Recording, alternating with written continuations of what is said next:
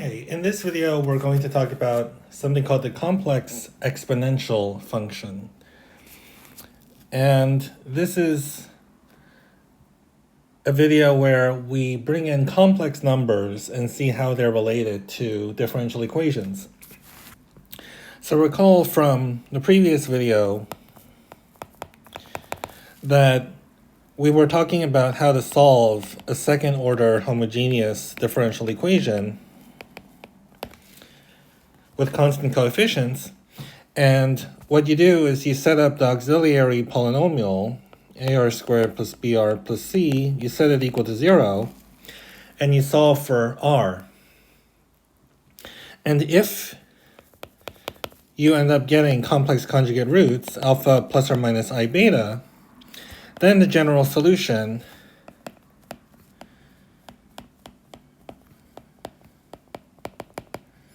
to the differential equation is y equals c1 e to the alpha t cosine beta t plus c2 e to the alpha t sine beta t.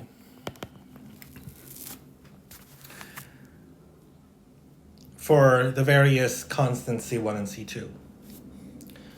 And you can check that if you take e to the alpha t cosine beta t and e to the alpha t sine beta t, plug them in for y, so you take the second derivative, you take the first derivative, you plug in those things into this, you do in fact get 0. But we want a more conceptual understanding of where these functions come from. So the question is, where do these come from?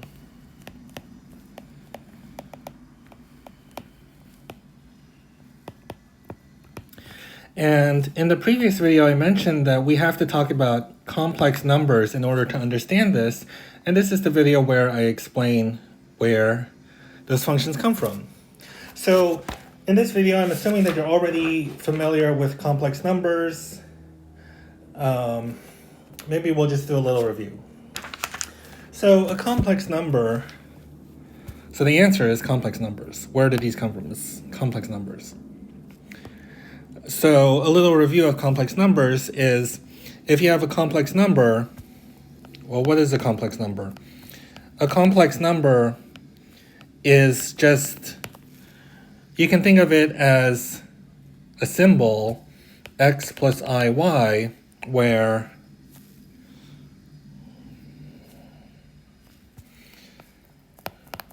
x is real and y is real.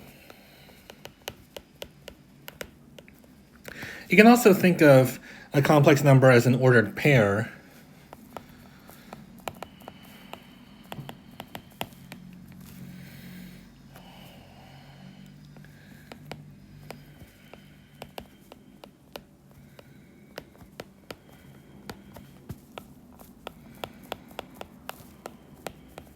X comma y, and in some books that's actually how they're defined. Actually, thinking of it as ordered pairs, in some sense, is actually more helpful than thinking of it as x plus iy. But we often write a complex number as x plus iy. So in the first definition, you're just thinking of x plus iy as just a symbol, right? It's not really a number. I mean, it depends on what you mean by a number. But it's just a thing.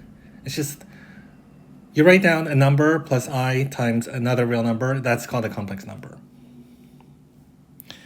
And we call x, so we call a complex number, it's usually denoted by z. And we would say that x is the real part of z and y is the imaginary part of z.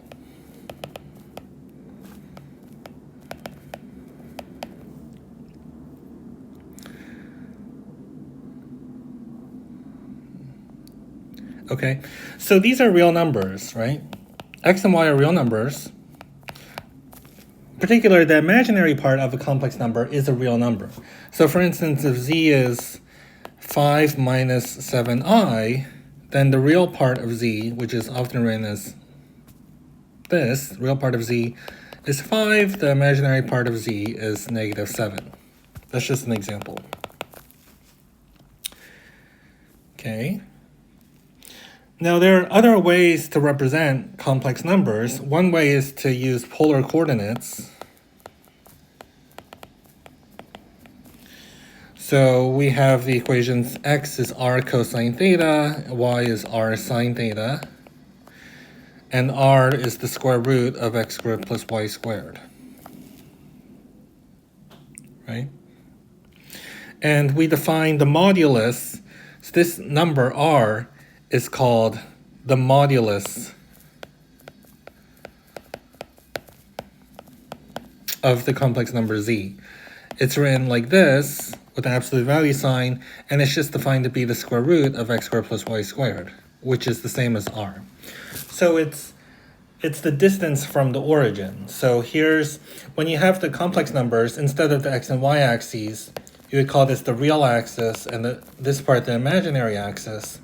And if you have a complex number like this, let's say that that's your x comma y, then your r is just the distance from the origin, and your theta is the angle that's made with the real axis.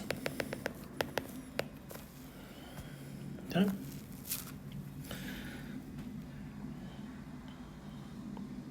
And if you use the polar coordinates, so when you write z as x plus iy, that's called, I think that's called Cartesian form of a complex number. But you can write it in a polar form by replacing x with r cosine theta, and then y with r sine theta. And you can factor out the r and get cosine theta plus I sine theta.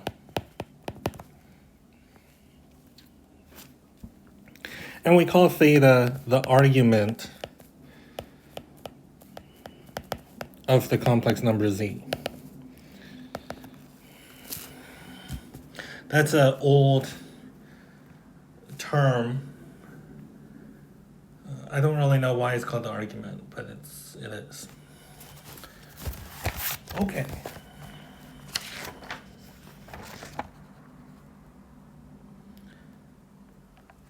So you can also add complex numbers just by adding the real and imaginary parts. So you can add and subtract them, and you can multiply them. So adding and subtracting is really intuitive. You just define the addition to be define a1 plus ib1 plus a2 plus ib2. So you have to give a definition of this to be a1 plus a2 plus ib1 plus b2. And similarly for subtraction of complex numbers. And we can define, that's not even an example. Why am I doing example? Okay. So that's addition and subtraction. Subtraction, you just have a minus sign, right? It's a1 minus a2 plus I times b1 minus b2. Right? It's a1 plus b1 minus, or a1 plus ib1 minus a2 plus ib2 is just defined to be a1 minus a2 plus I times b1 minus b2. And for multiplication,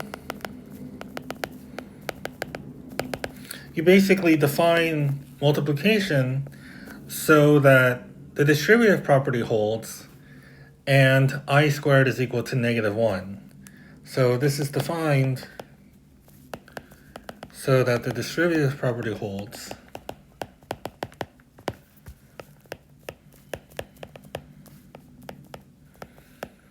and I squared is -1. So the way it's defined is if you have two complex numbers, a1 plus ib1 and a2 plus ib2, if you just distribute, you're going to get a1 times a2 plus plus I times A1, B2 plus I times B1, A2.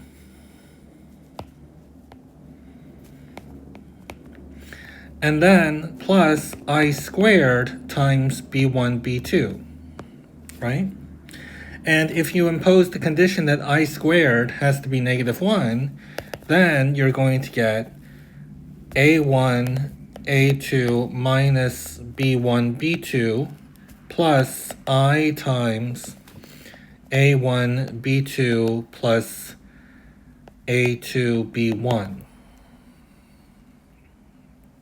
So that's how you define the product of two complex numbers. So for instance, if you have 3 plus 7i times 4 minus 5i, that's going to be, so if you distribute, you're going to get 3 times 4 is 12, and then you have 3 times -5 is -15. So you have -15i, and then plus 7 times 4 is 28, so 28i, and then minus 35i squared, but I squared is -1, so this is going to be 12 plus 35, and then you combine the terms with I, you get plus 14i, so then this is going to be 47 plus 14i. Okay.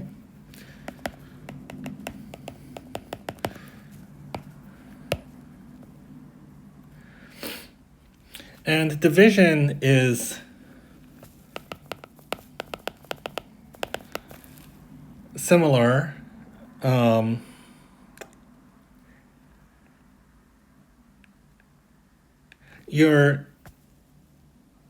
Okay, so if you have z equals a plus bi, and this is not 0, okay, if z is not 0, then you can define 1 over z, or z to the -1, is the complex number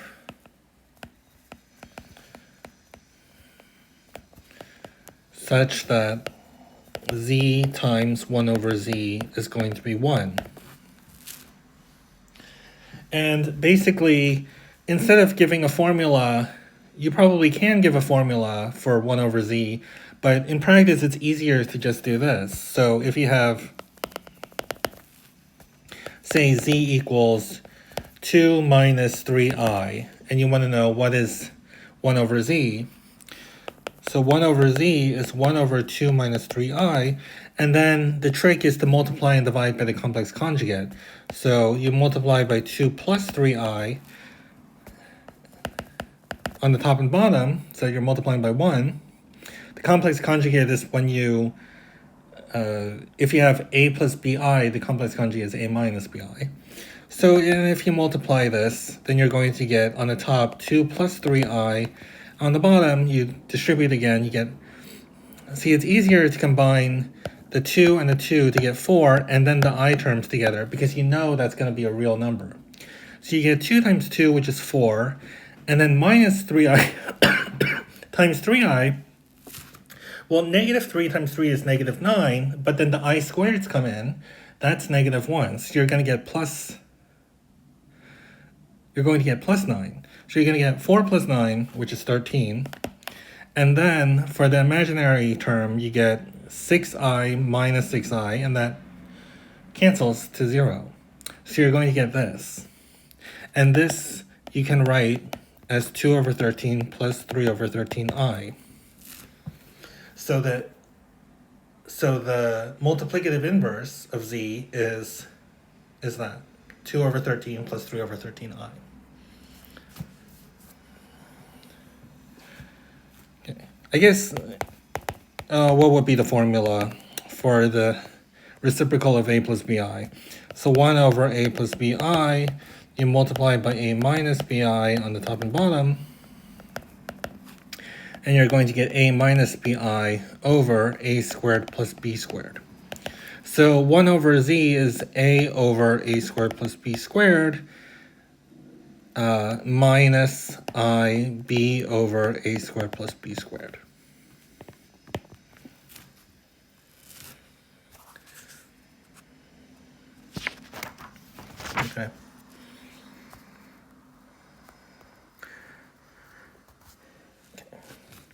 So the next topic, now that we've introduced those basic operations, is the complex exponential.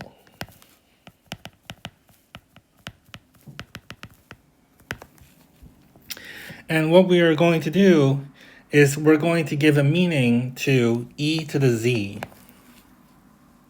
where z is a complex number.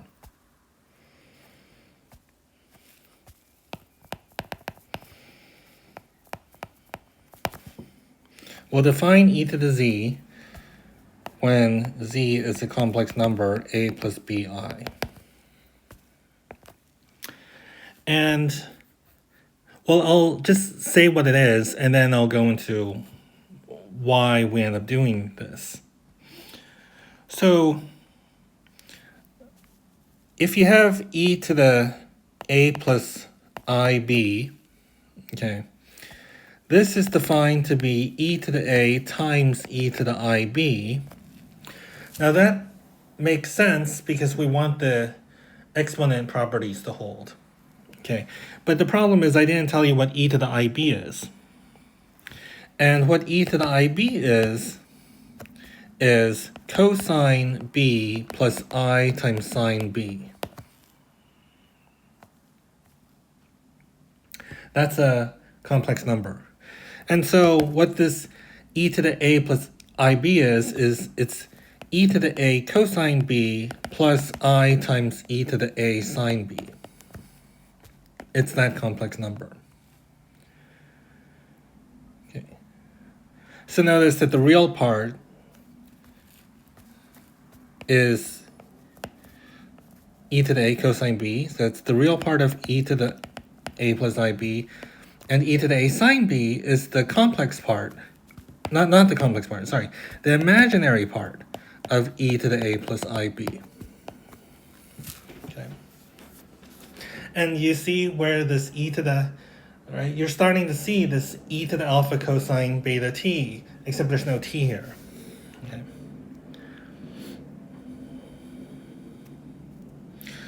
Let's just do some examples. So, for example, e to the... See, notice what happens if you just have e to the a for a real number. What is that going to be? Well, that's e to the a plus I times 0. And by the definition, this is e to the a times cosine of 0 plus I times e to the a sine of 0. And sine of 0 is 0. Cosine of 0 is 1. So this is e to the a plus I times 0. And that's just e to the a. So in fact, this does check out that somehow things are consistent, right? It's not like, you know, if you do e to the a for a real number, you get something totally different. You do get e to the a. So that gives you some confidence that this definition is okay because when your complex number is a real number, it coincides with the exponential for real numbers.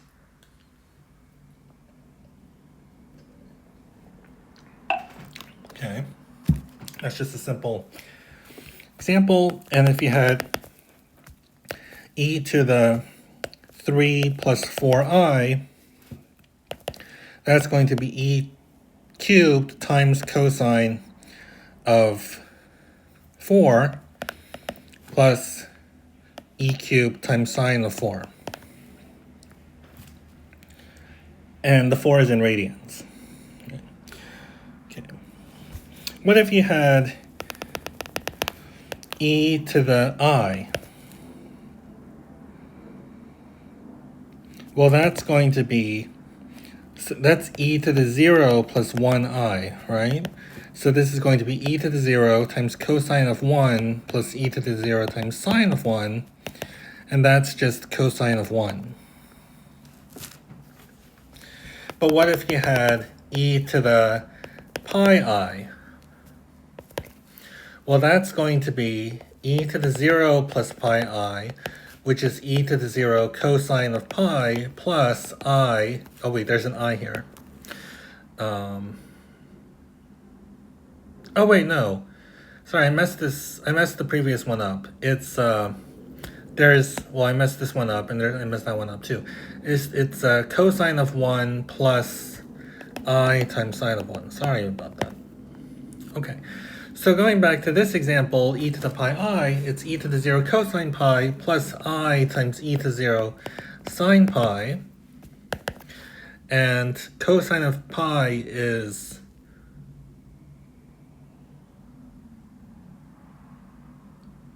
-1, right? So you get -1, e to 0 is 1, and then sine of pi is 0, so you just get -1.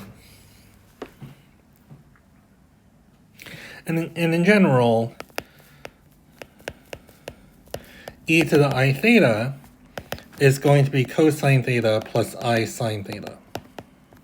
That's just directly from the way we defined e to the IB. Okay.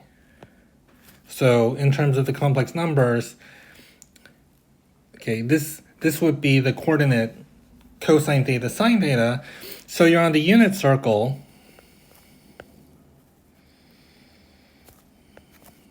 Okay, let's say that's the unit circle. And if you have theta here, then e to the I theta is this complex number. This complex number is e to the I theta. Again, this part is the real part, the real axis. That axis is the imaginary axis. This is a unit circle. Okay, so e to the I theta, notice that the modulus is always going to be 1. It's the square root of cosine squared theta plus sine squared theta. That's the square root of 1, which is 1. So e to the I theta is always on the unit circle.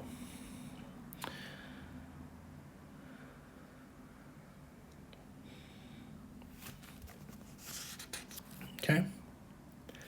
And if you had e to the, going back to e to the, let's see, what am I going to say?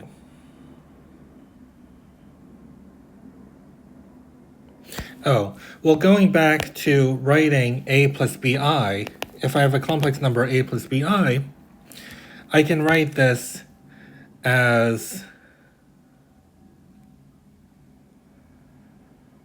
hold on, let me go back. What I was saying. I used x and y, and now I'm using a and b. Okay, so let's say I have this complex number a plus bi. Right? So this number is a plus bi. So I'm going to get an r from it, and I'm also going to get a theta. Now, how do I express this complex number in terms of r and theta? Well, a is going to be r times cosine theta, and b is going to be r sine theta. And like before, we can factor out the r and get r times cosine theta plus I sine theta. Well, the way we defined cosine theta plus I sine theta, we defined e to the I theta to be that, right? That's how we defined e to the I theta.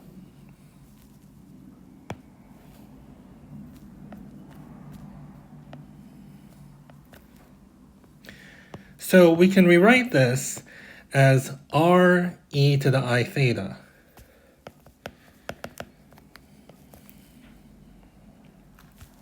So a complex number can be rewritten in that form, and that's called the polar form of a complex number. Polar form of a complex number.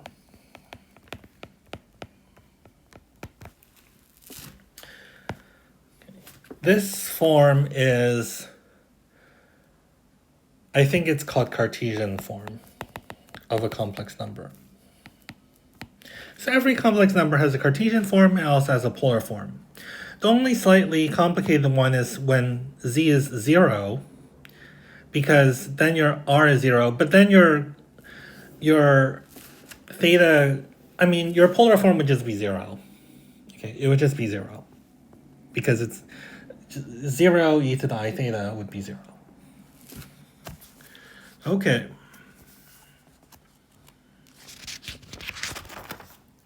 Oh yeah, and then the question that I didn't answer is why would you define e to the I theta to be cosine theta plus I sine theta? Well, what we did is we've defined e to the z for any complex number z. That's what we've done, right? And we've shown that when z is a real number, it matches e to the real number. And when you think about what properties that e has, well, e to the x, right? The function e to the x has the property that the derivative of e to the x is e to the x. And it turns out that, so in this video we're not going to go into this because this is too far into the theory of complex differentiation, but it turns out that when you define e to the z this way, you can think of this as a function of z, right? And there's something called the derivative with respect to z. And when you take the derivative of e to the z, this function with respect to z, it turns out to be e to the z. And we're not going to explain why or how you get that, but that's ultimately the reason why you want to define e to the z like this. It turns out that when you define it this way, first of all, it coincides with the definition for real numbers, and it also has the property that its derivative, its complex derivative, right? Derivative with respect to z is itself. That's really the reason why you define it. There are some books that give a motivation in terms of the Taylor series, but I think that's unnecessarily complicated. I mean, somehow I think this is a much simpler justification for the definition we give. Okay. Now we're going to use this to define a complex valued function of t, which we think of as time, right? Going back to the differential equations. Okay, so this was the introduction, in some sense, to the complex exponential, but we're not done. Now we're getting to the heart of it. And we're going back to how this is related to differential equations. So the differential equations, we think of, going back to the case of what we've done before, it's a function of t, which we think of as, you can think of as time, but it's a real number, right? Like e to the t, sine of t, t squared, things like that. Now, in those functions, the inputs are real numbers, right? T is, you're thinking of it as a real number, and the output is a real number. Now we're going to introduce a function where when you plug in t, what you get is actually a complex number. So we have complex valued functions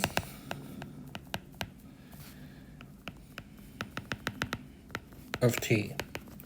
Well, it's actually very easy to write down a complex valued function of t because a complex number consists of a real part and an imaginary part.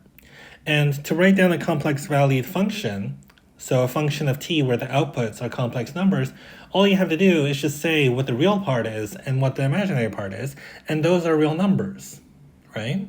So you could have something like, let's say z of t, so z is a function of t. You could just come up with the real part and imaginary part. So for instance, cosine of t plus I times the square root of t. That's a complex valued function. You specify the real part of the complex valued function and then the imaginary part. In this case, the imaginary part is the square root of t. Remember, the I is not part of the imaginary part. So these are the real part and the imaginary part. These are real valued functions, right? I mean, if you just look at cosine of t, when you plug in t equals 7, you get cosine of 7, that's a real number. You plug in 7 into the square root of t, you get a real number, square root of 7. These are real valued functions. So it's very easy to specify a complex valued function. You just come up with two real valued functions. You do the first function, like f1 of t plus I f2 of t, and then you just came up with a complex value function. Okay, so very easy.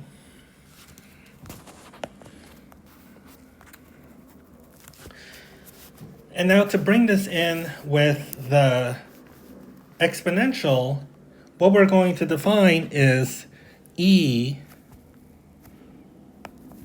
to the a plus bi t.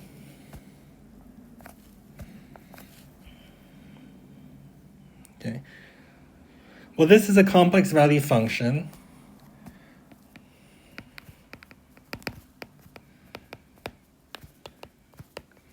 Of t. T is a real number, but you have this a plus bi, right? That's where the complex number is.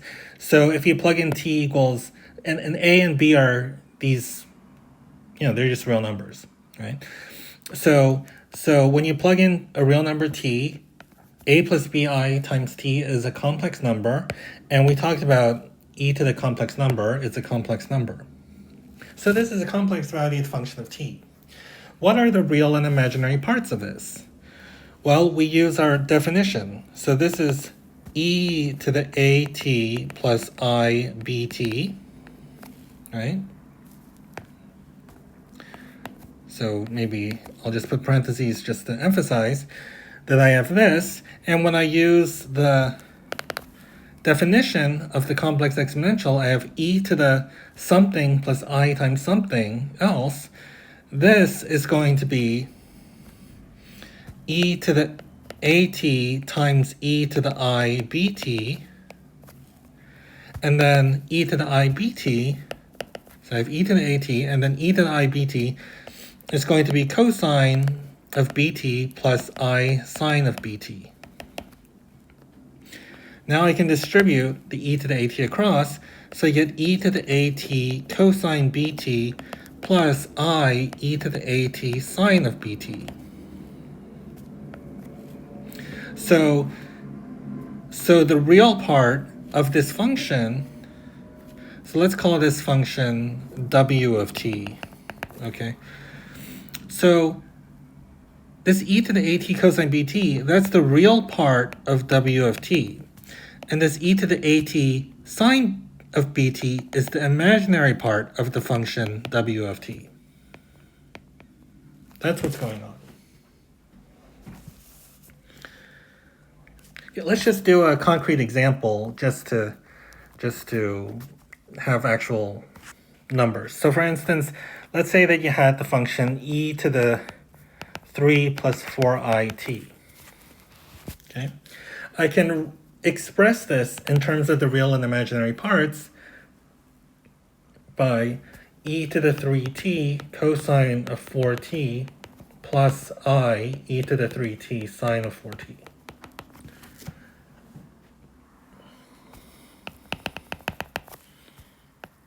Okay.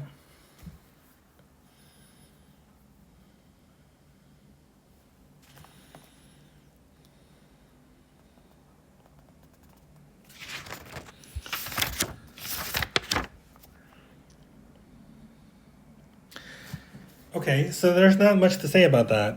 We just defined it. The interesting thing about defining the function like this is that we have the derivative of this function of t. So when you have a function, a complex valued function, so let's say w of t, you just have a complex value function, is, say, f1 of t plus f2 of t plus I f2 of t, where f1 of t and f2 of t are real valued functions,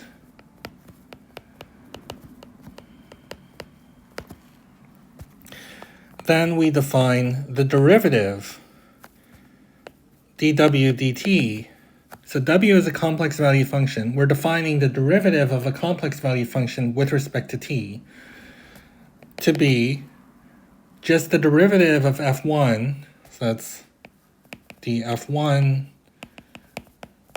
plus I times df2. I mean, the of t is not really necessary. Okay.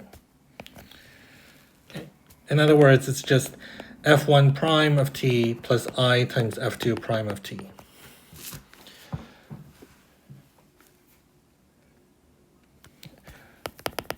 For example, let's say that you had w of t is cosine of t plus I times the square root of t. Then the derivative, w prime of t, would be negative sine t plus I times negative 1 over 2 root t. Isn't that the derivative? No, it's not. There's a plus. That would be the derivative of w of t. So notice that if w is a complex valued function of t, then w prime is a complex valued function of t.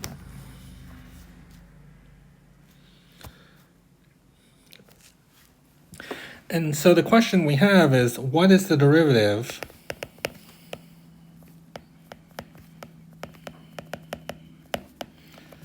of e to the a plus ibt with respect to t?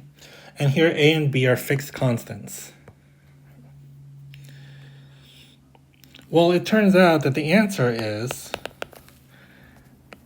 as you might expect, it's a plus ib times e to the a plus ibt.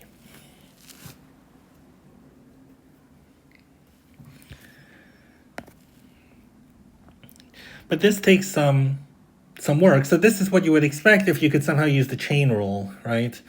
Like you,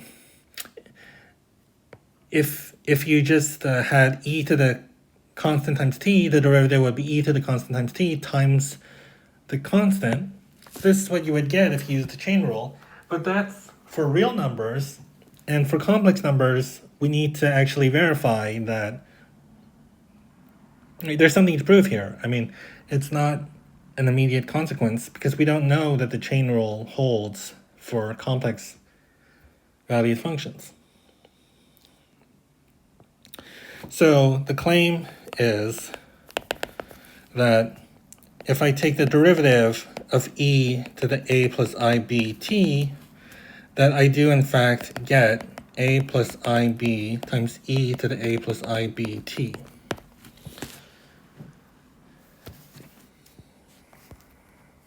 Okay. So let's prove that this is true. And in fact, I'm just going to, for simplicity, now this really isn't necessary, but I think just to keep things concrete looking, we'll prove this when a is 3 and b is 4, just so that there aren't so many letters. But you can see that the proof is going to work in general. So what we need to do is we need to actually calculate the thing on the left and the thing on the right and check that they are the same. Okay. So let's look at this function. It's going to be e to the 3 plus 4i times t. Now to differentiate this function with respect to t, we have to write out the real and imaginary parts, because remember, we define the derivative of the function to be the derivative of the real part plus I times the derivative of the imaginary part. So we need to write out the real and imaginary parts, but we've done that. It's just going to be e to the 3t cosine of 4t plus I times e to the 3t sine 4t. So what is the derivative of the real part? The derivative of the real part by the product rule is going to be negative 4 e to the 3t sine 4t plus 3e to the 3t cosine 4t. And similarly, the derivative of the imaginary part, e to the 3t sine 4t, is going to be, using the product rule again, 4e to the 3t cosine 4t plus 3e to the 3t sine of 4t. So putting it all together, okay, let's call this thing, the first one, star, and let's call that thing, this, 2 stars.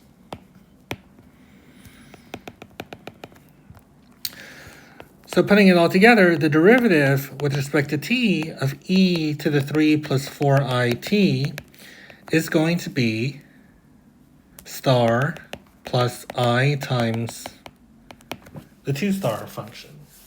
Okay. I'm just doing this so that I don't have to rewrite the whole thing all over again. So that's the derivative of e to the 3 plus 4it. That's the thing on the left. That's what we did here. Now we need to calculate the thing on the right. Well, the thing on the right is 3 plus 4i times e to the 3 plus 4it. And that's going to be 3 plus 4i times. So when you have something like this, where you have a number that's written in the Cartesian form and then one that's written in the polar form, right? This e to the something, to multiply them, you want to get them both in Cartesian form so that you can distribute. Or you can get them both in polar form, but we didn't talk about how to multiply numbers in polar form. So we're going to write this e to the 3 plus 4it in Cartesian form, which we know is e to the 3t cosine 4t plus I e to the 3t sine 4t. And how do you multiply them? You just, well, we went over this, right? You distribute using the property that I squared is -1.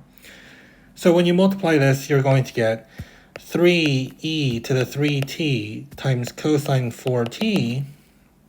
Now let's multiply the I terms together. Noting that I squared is -1, so you get minus 4e to the 3t sine of 4t.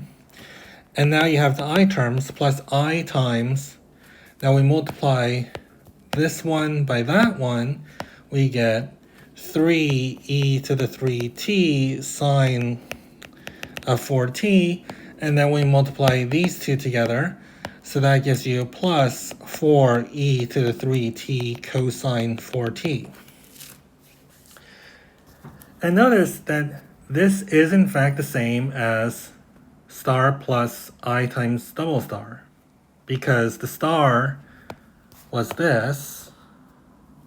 That's the same as this. I just, with them being added in a different order, and then the double star is this, and that's the same as this, just written in a different order.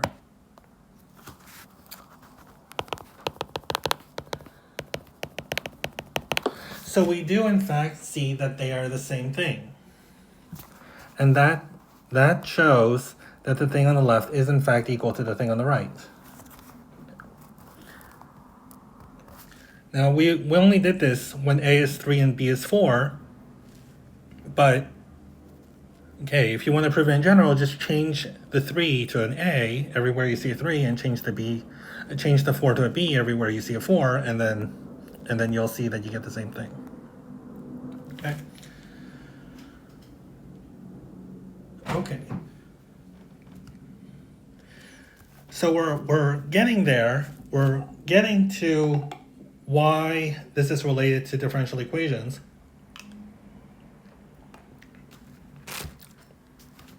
The key thing that we need is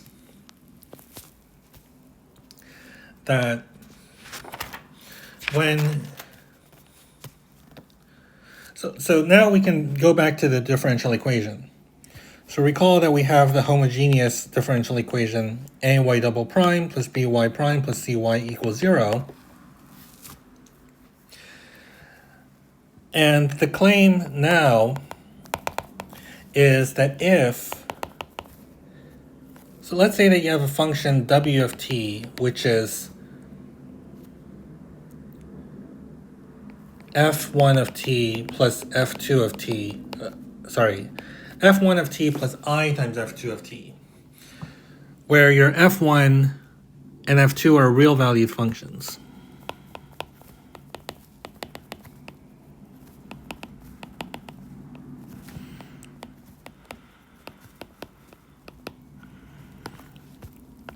And suppose that w is a solution to the differential equation.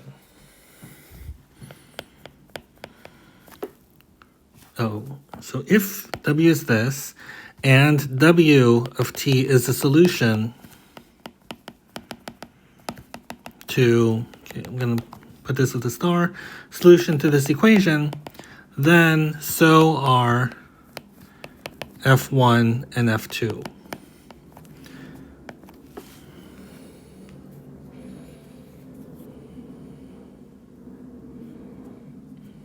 Okay.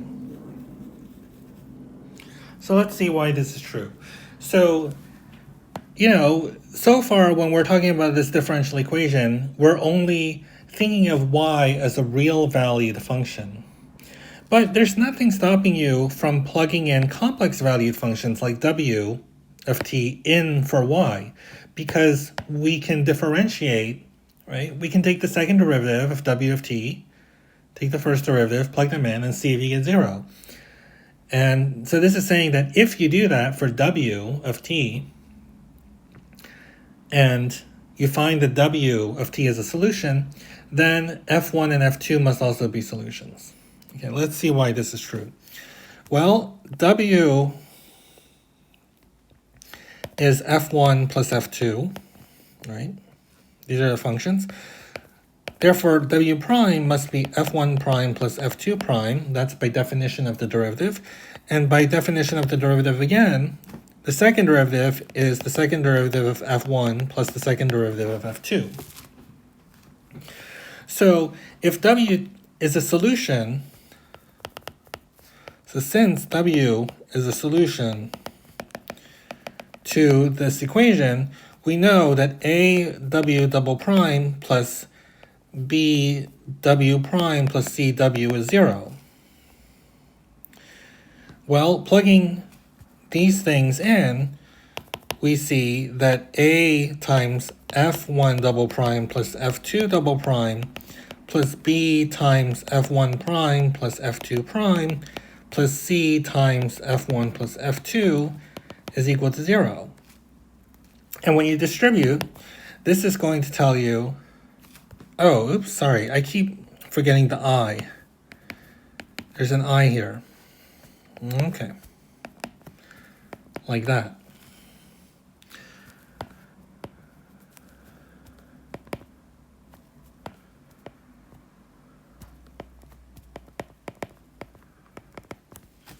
When you distribute, this is going to be a f1 double prime plus b f1 prime plus c f1. This is gathering the real terms. Plus I times, now we're gathering the imaginary part, a times f2 double prime plus b times f2 prime plus c times f2. So this is equal to 0. And this is 0 plus 0i, right? So you have this thing on the left is equal to 0 plus 0i. These are functions. The thing on the left is a function. The thing on the right is this constant function, 0 plus 0i. So if these are the same, what that tells you by setting the real and imaginary parts equal, this has to be equal to that, and the thing being multiplied by the I has to equal the thing being multiplied by the I on the right. So therefore, we conclude that A times F1 double prime plus B F1 prime plus C F1 equals 0, and A F2 double prime plus B F2 prime plus C F2 is also 0. Well, what does that mean? That means that F1 and F2 are solutions to the starred equation. That's exactly what we just said, right? That if you plug in F1 and F2 for y, that the equation is true. So this implies that F1 and F2 are solutions to the differential equation, which is what we wanted to show. Okay?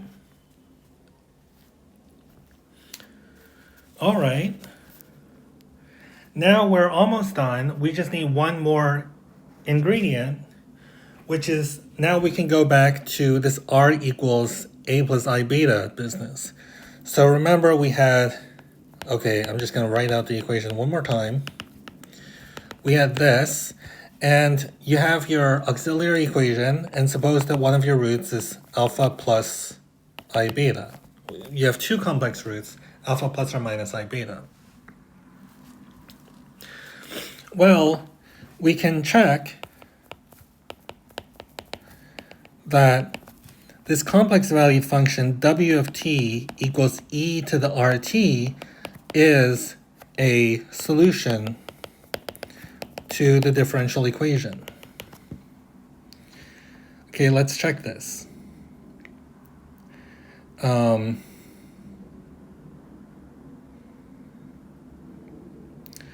Because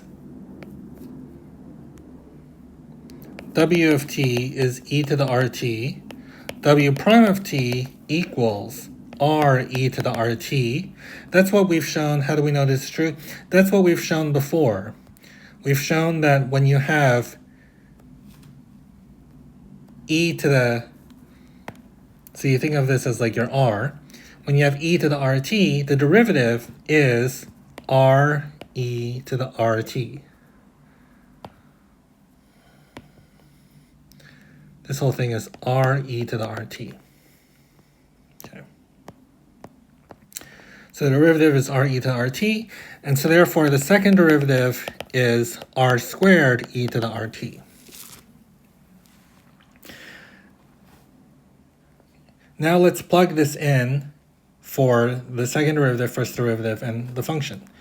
So a times w double prime plus b times w prime plus cw is equal to a r squared e to the rt plus br e to the rt plus c e to the rt. You can factor out the e to the rt and get a r squared plus br plus c.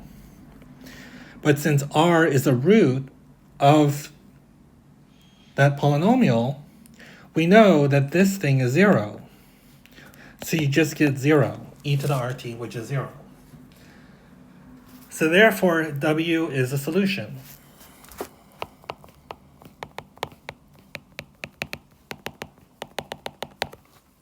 To the differential equation. It's the same reason for the case 1 situation where you have two distinct roots. The only difference is that r is a complex number. But once you know that when you take the derivative of e to the rt, you get r e to the rt, even when r is a complex number, then the exact reasoning is the same. You have the exact same reasoning for why w is a solution. So let's think about what we can conclude. We have this homogeneous equation, this differential equation. We know that if r is alpha plus or minus I beta, then e to the rt is a solution. That's a complex valued function, right? This is a complex valued function. Okay, complex valued. Oops. Complex valued function.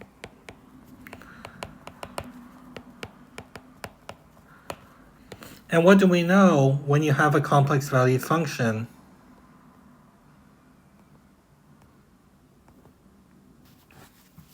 that is a solution to this differential equation, to this homogeneous differential equation.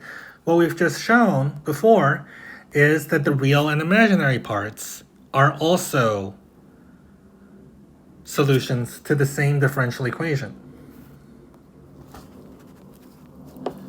So,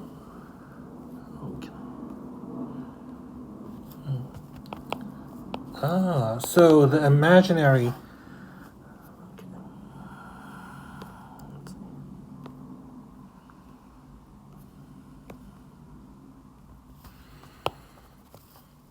so the real and imaginary parts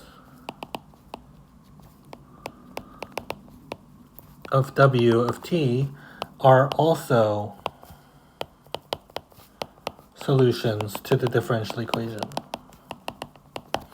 And what are the real and imaginary parts of W? They are e to the alpha t cosine beta t and e to the alpha t sine of beta t. So these are real valued functions, and they're solutions to your homogeneous differential equation, and that's where the y1 and y2 comes from. Okay, so let's just summarize what we've done, because there was a lot to say. This was a very long explanation. So let's go way back. Well, a lot of it was just talking about complex numbers. Okay, but we introduced the complex exponential, and the key thing is that when you have r equals alpha plus or minus I beta, you just pick one of them, alpha plus I beta. You check that e to the rt is a solution to the differential equation. And that's from these properties of the derivative, right? That the derivative of e to the rt is re to rt. Because of that, even when r is a complex number, alpha plus I beta, e to the rt is a solution to the differential equation.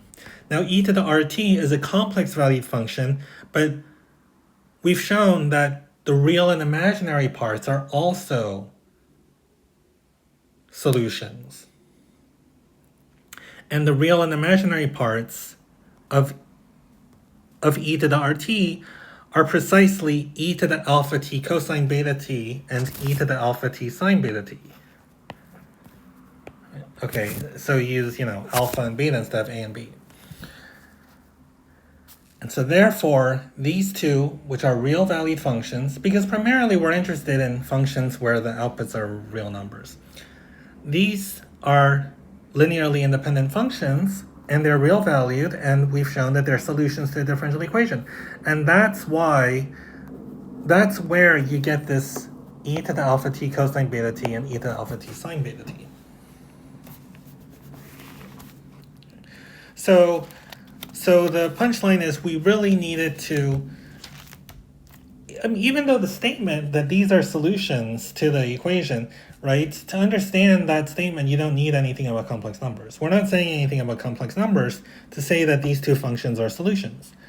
But to understand where they come from, you somehow needed more theory. You needed to work with complex numbers to understand where it's coming from. Okay, that's all I wanted to say in this video. Thanks.